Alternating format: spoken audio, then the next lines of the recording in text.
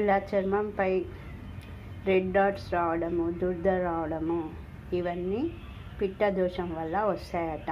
So పిత్త దోషం అనేది వేడి వల్ల వస్తుందట. చర్మానికి అతి వేడి అయిపోతే, అంటే మనం ట్యాబ్లెట్స్ వాడడము, మన రోజువారీ అలవాట్లు, మన భోజనము దాన్ని కలిపి, అందుకని మనము ఆ వేడిని, శరీరంలో వేడిని తగ్గించుకునే పదార్థాలు తీసుకుంటే ఈ పిత్త దోషము తగ్గుతుందట. శరీరంలో వేడిని తగ్గించే పదార్థాలు అంటే మెయిన్ ఇది ఎందుకు వస్తుంది ఈ పిత్త దోషం అంటే స్ట్రెస్ వల్ల, కొన్ని యాంటీబయాటిక్స్ వల్ల కూడా వస్తుందట.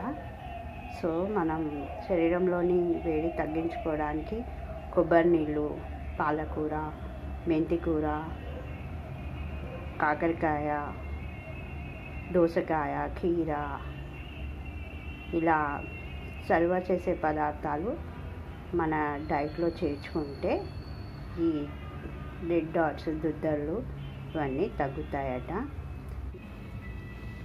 అయితే ఈ స్ట్రెస్కు దేనికి కారణము, మనము ఎక్కువ మట్టుకు పళ్ళు ఉపయోగిస్తున్నా చాలా మంచిది, తొందరగా మనకు రిజల్ట్ వస్తుంది. Carrot juice, beetroot juice, water melon juice ఇలాంటివి తీసుకున్నా తొందరగా మనకు కవర్ అవుతుంది. క్యారెట్ జ్యూస్ తీసుకుంటే మనం స్ట్రెస్ వల్ల మన శరీరం కుషించిపోతుంది కదా, దాన్ని తొందరగా రికవరీ చేస్తుంది. కాబట్టి క్యారెట్, బీట్రూట్ ఇలాంటివి తీసుకోవాలి తప్పనిసరిగా. మీరు కూడా ఒకసారి మీ డాక్టర్ సలహా ప్రకారం ఇలాంటివి తింటే ఇలా దోషాలు ఉంటే తగ్గుతాయి.